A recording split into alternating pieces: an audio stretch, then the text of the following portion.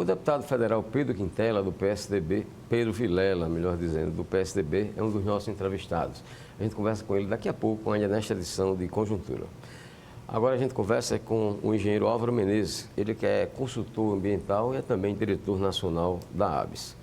Álvaro, obrigado aqui pela presença mais uma vez. Bom, nesta quinta-feira, dia 14, você está dando uma palestra a convite da Academia Nacional da Economia sobre saneamento, uma reflexão estratégica no Brasil do futuro. Eu lhe pergunto sobre o Brasil do presente em relação ao saneamento. Qual é a sua opinião? Ok, Flávio. Eu também, mais uma vez, agradeço a oportunidade de estar aqui, sempre lhe elogiando pela visão que você tem de ficar trazendo à discussão o tema saneamento, que é um tema que mexe com toda a nossa vida, né? Todo mundo assim fala muito das questões de abastecimento de água, esgotamento sanitário, mas de fato não há uma prioridade para que se enquadre o saneamento como uma questão essencial na vida de todos nós, né? A minha participação na academia é que, de fato, eu sou acadêmico, né, da Academia Nacional da Economia desde 2016, né? Eu ocupo lá a cátedra número 121. Isso é uma coisa assim muito importante para mim, eu diria, porque nessa fase da vida da gente, você também é contemporâneo meu, lá da época do Marista, né? Isso. A gente vai chegando numa fase da vida em que poder utilizar esse nosso aprendizado para transmitir para os outros, eu acho que é uma das coisas que mais contribui para a melhoria da vida da sociedade, né?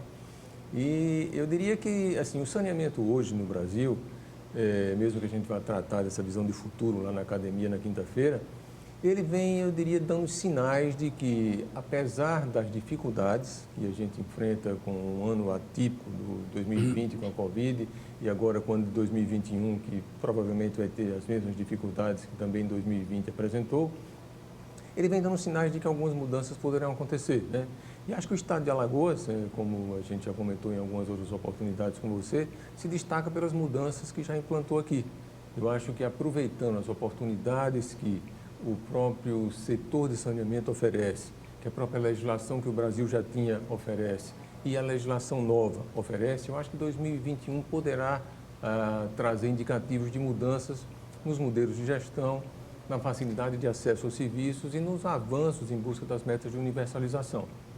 Esse modelo que a Alagoas adotou, no caso específico da Casal, ele é o ideal? Olha, não existe um modelo ideal para serviços públicos, e eu diria especificamente para os serviços de saneamento. Certo. Eu sempre gosto de chamar a atenção que os serviços de saneamento eles têm uma característica muito local, tá? Desde a fonte de abastecimento de água, que você capta água para atender a população, até a forma como você gerencia. Porque algumas cidades, ou em algumas cidades, você pode ter um modelo semelhante ao que se adotou para a região metropolitana de Maceió, mas em outras não. Em outras você pode optar por um modelo diferenciado, que é uma conjugação, eu sempre gosto de chamar a atenção, entre o interesse da sociedade, representado por seus líderes, por seus políticos, seus gestores, e a sustentabilidade financeira. Infelizmente, o Brasil vem pautando muito essa discussão sobre saneamento pela sustentabilidade financeira. Então, existe uma visão bancária, tá? Uma visão de que a solução é suprir déficits fiscais com grandes outorgas, que não é o caso daqui, tá? Mas é o caso do Rio de Janeiro, por exemplo, e, de fato, buscar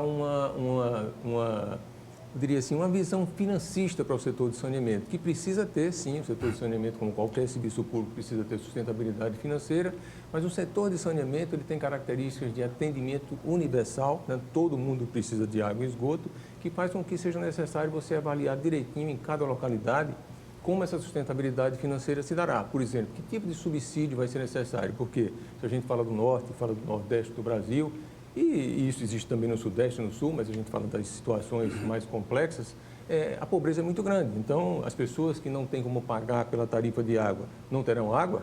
Isso não é verdade, porque elas terminam se virando mesmo, tá?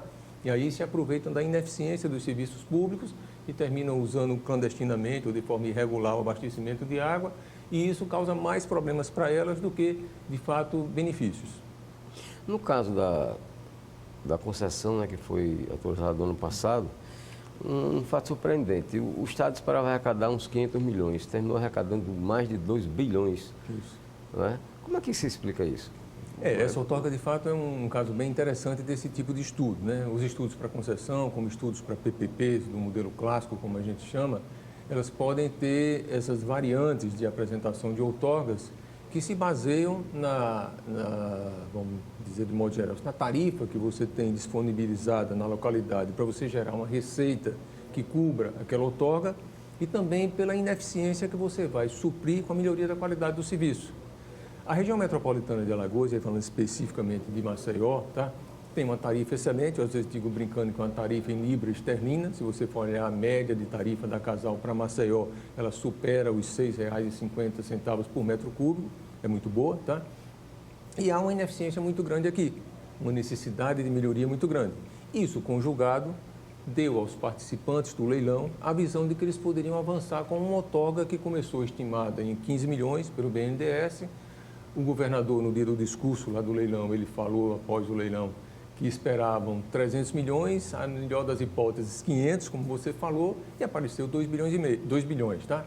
Mas não foi só os 2 bilhões que chamou a atenção, mas 3 outros participantes apresentaram propostas de outorgas superiores a 1 bilhão e 200, significando que os participantes estudaram bem a situação aqui e viram a possibilidade de desembolsar, porque a outorga é um desembolso de caixa. Você o privado, o concessionário, vai estar tirando do bolso dele, em um ano, no caso aqui é BRK, 2 bilhões, e em 6 anos você vai fazer mais 1,8 bi aproximadamente de investimentos. Ou seja, em 6 anos, o sistema da região metropolitana de Maceió tem que gerar uma receita que seja suficiente para não desequilibrar esse contrato e fazer com que a BRK vá tendo resultados que permitam, no fluxo de caixa dos 35 anos, não comprometer essa visão financeira do contrato para que o serviço seja bem prestado. E o que é que leva, Álvaro, uma empresa privada a se interessar por um serviço que é tradicionalmente serviço público? Olha, o serviço de saneamento, ele é um serviço que deveria sempre dar um bom resultado. As companhias estaduais de saneamento, que foram criadas lá na década de 70, final da década de 60, elas foram criadas com uma visão muito boa. Naquela época, o governo imaginou que deveria centralizar nas companhias estaduais de saneamento o esforço para que se superasse o déficit de abastecimento de água, o de esgotamento sanitário também, mas isso não aconteceu, e buscaram, por meios de fontes de financiamento muito fortes naquela época, fazer com que houvesse uma série de obras de abastecimento de água. O modelo de gestão era semelhante ao modelo de uma companhia privada, tá? Tanto é que as companhias estaduais de saneamento são empresas de direito, são empresas públicas de direito privado. Elas são empresas que têm empregados para a CLT, elas funcionariam como empresas privadas.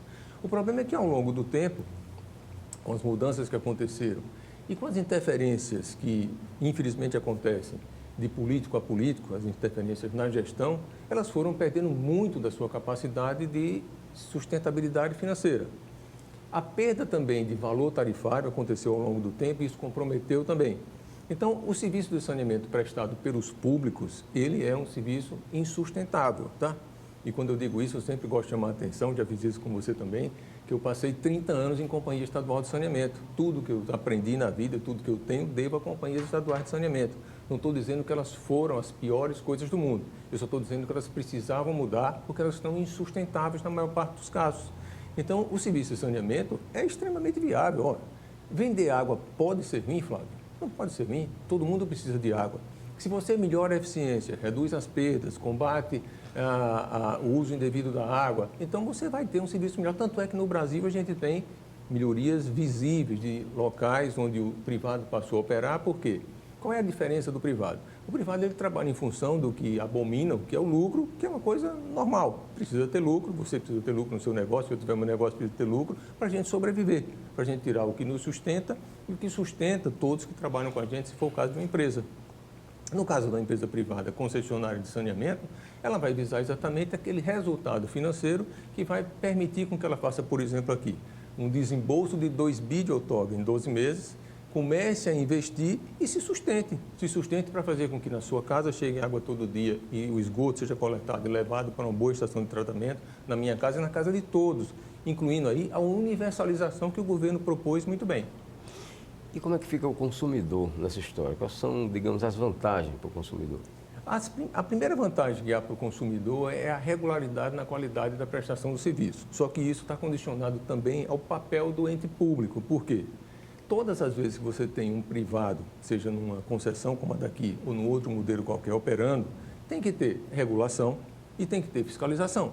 Quem faz isso é obrigatoriamente o poder público, tá? Você pode trocar o operador, como trocou a Casal pela BRK. Mas a agência reguladora aqui tem que funcionar muito bem, tá? Para que você tenha, como consumidor, garantido o seu direito de ter água todo dia e esgoto coletado. Tá ok. Nosso muito obrigado ao engenheiro Álvaro Menezes, ele que é consultor ambiental e é também diretor nacional da ABS, pela sua participação aqui nesta edição de Conjuntura. Depois do intervalo a gente volta conversando com o deputado federal Pedro Vilela, do PSDB. Até já.